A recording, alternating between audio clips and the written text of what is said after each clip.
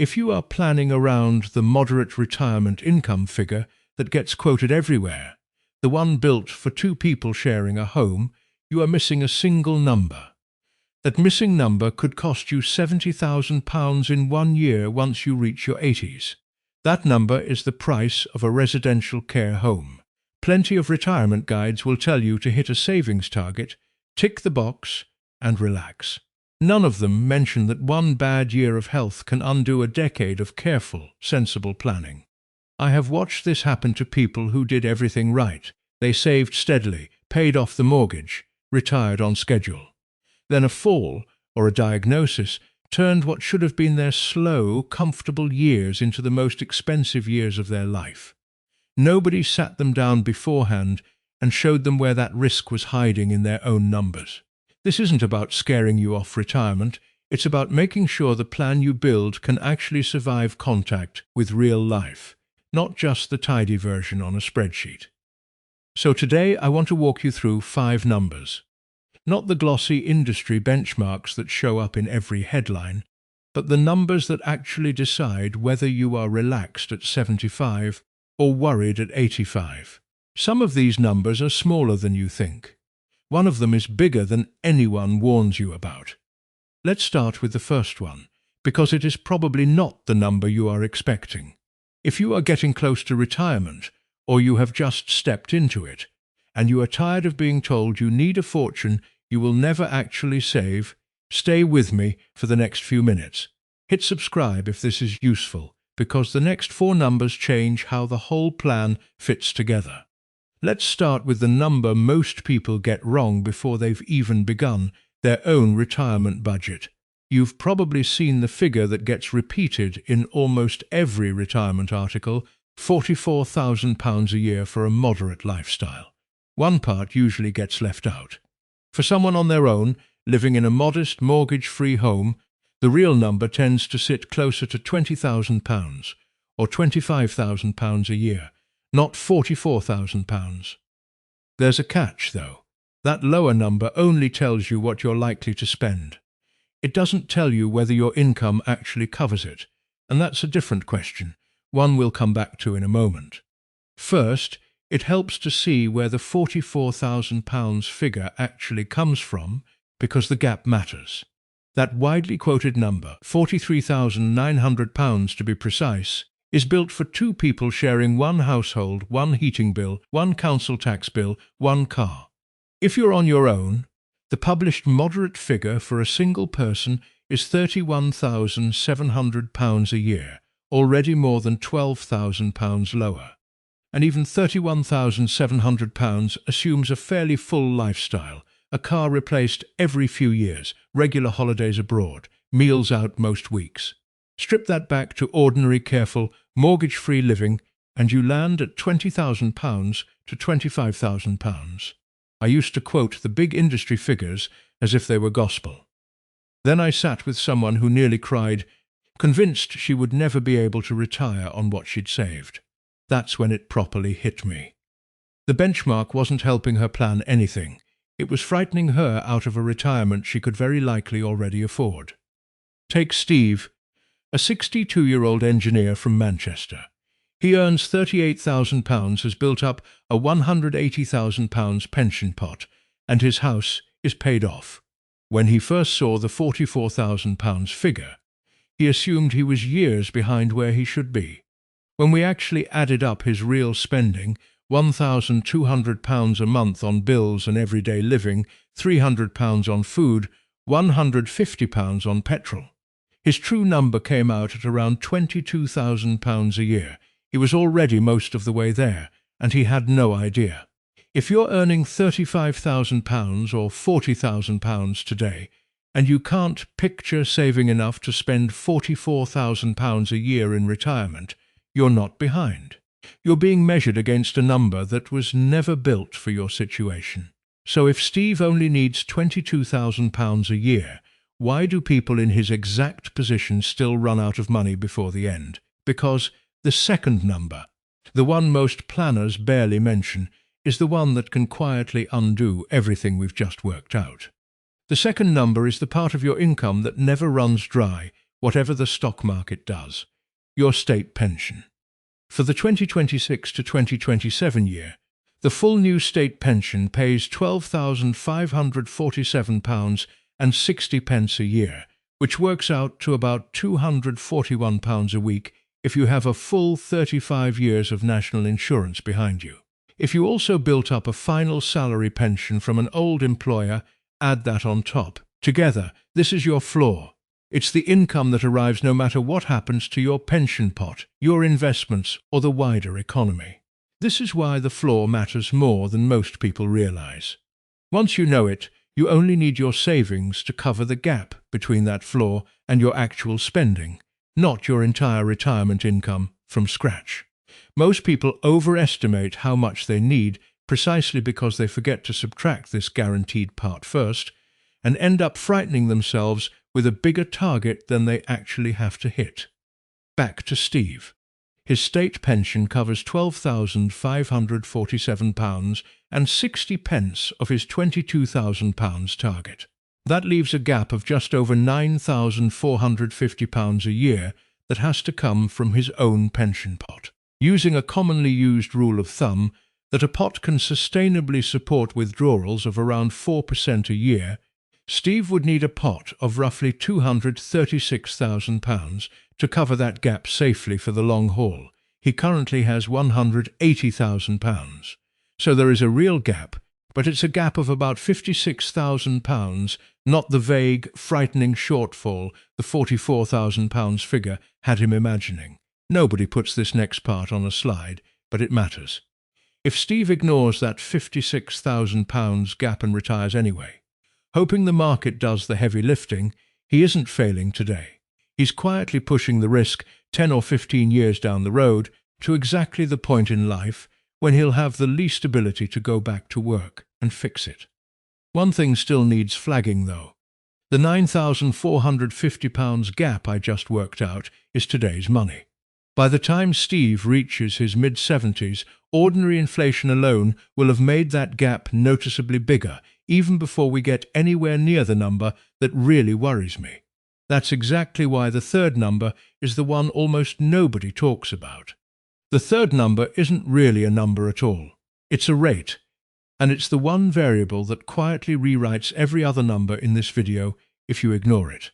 The Bank of England targets inflation of around 2% a year. That sounds small, almost forgettable. But left alone for long enough, 2% compounds into something much bigger. Take Steve's £22,000 a year. At 2% inflation, that becomes about £26,800 in 10 years. Stretch it to 20 years, and the same lifestyle costs roughly £32,700. Nothing about Steve's life has changed. The pound in his pocket simply buys less year after year, without him noticing any single jump. I remember my gran telling me she bought her house for £6,000 back in 1970. That same house, on the same street, is worth around £250,000 today. Inflation isn't an abstract idea from an economics textbook. It's the thing that quietly moves the goalposts while you're busy living your life. And 2% is the gentle version. In the 1970s, UK inflation spiked to around 24% in a single year. Anyone who built a fixed, static retirement plan going into that decade found the ground moving under their feet far faster than 2% a year. We're not living through anything like that right now, but it's a reminder that inflation doesn't always behave itself, and a plan that only works if inflation stays at exactly 2% every year is a fragile plan. A retirement number written down once and never revisited is already out of date the moment you write it.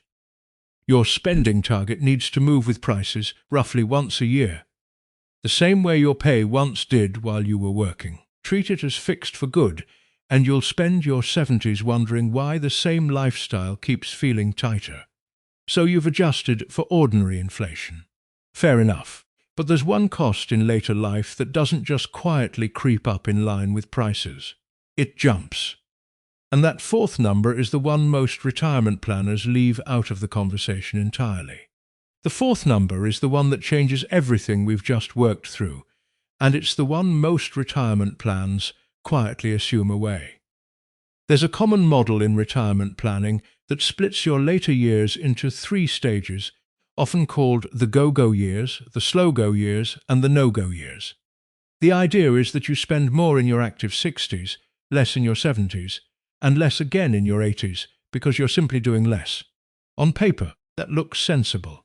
Spending often does fall by around a quarter once people reach their mid-70s. Lean on that pattern too heavily, though, and there's a problem. It quietly assumes your health follows a smooth, gentle decline. For a good number of people, it doesn't. One recent estimate suggests something close to a quarter of people over 65 already need regular help with everyday tasks, washing, dressing, getting around the house, well before anyone would call them frail. For some of those people, that help eventually means moving into a residential care home. And residential care in the UK isn't cheap.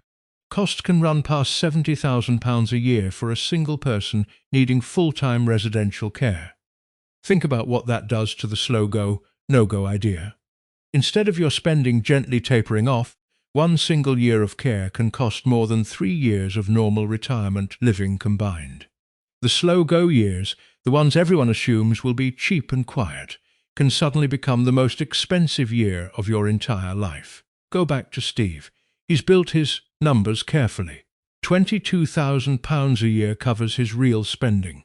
His state, pension and pot together get him there comfortably into his late 70s.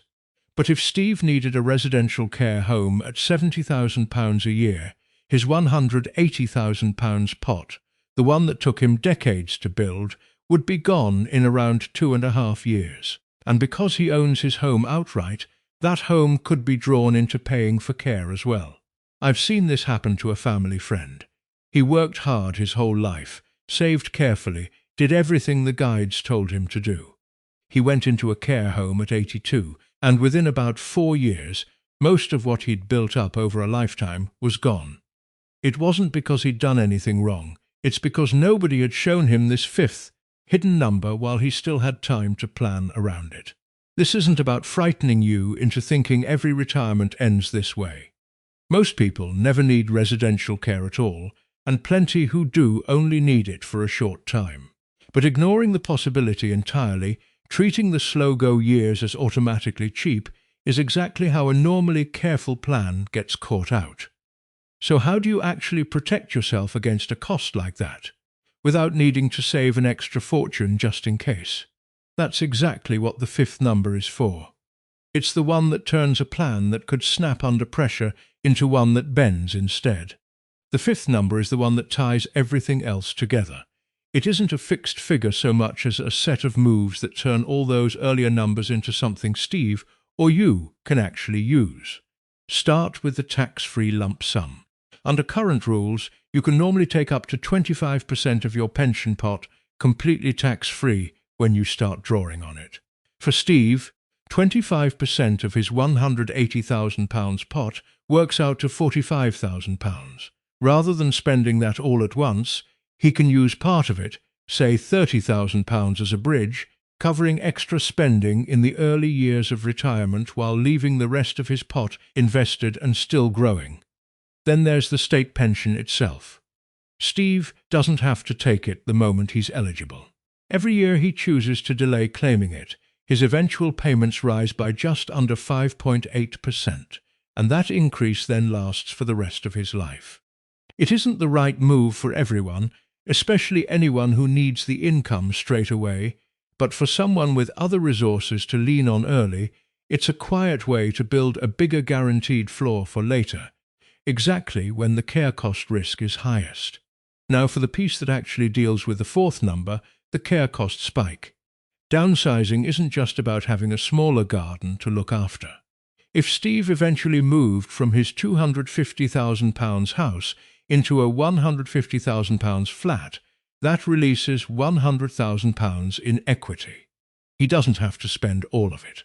He could set aside £50,000 specifically as a care buffer, money that exists purely to cover a future care bill without touching his main pension pot, and keep the other £50,000 for whatever else matters to him, whether that's his children or simply his own peace of mind. None of this requires Steve to have saved £1 million.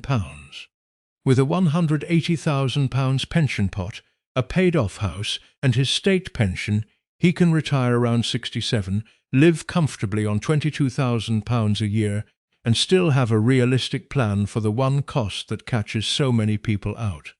None of these moves are complicated on their own. What actually protects Steve is using all of them together, in the right order, rather than leaning on just one and hoping it covers everything. The point was never to panic and save more than you'll ever need. It's to check your own 5 numbers honestly, in the right order, so nothing important gets left out. If you found this useful, subscribe and keep the notifications turned on. I'll be walking through how to build your own version of this bridge in more detail soon. So let's bring the 5 numbers together. Your realistic budget, likely closer to £20,000 or £25,000 a year than the headline figures suggest. Your guaranteed floor, your state pension, and any final salary pension sitting underneath it. The rate that quietly reshapes everything else, ordinary inflation. The cost that can spike without warning, residential care. And the bridge, your tax-free lump sum, the timing of your state pension, and any equity sitting in your home. You don't need to be wealthy to retire well. You need to be honest about the numbers that actually apply to you, not the ones built for someone else's household. That's really what this channel is about. No scare tactics, no fantasy figures, just the real numbers behind a proper UK retirement. If this helped, send it to someone you know who's worried about whether they've got enough. And if you haven't already, subscribe, because the next video walks through exactly how to protect your home from the cost of care.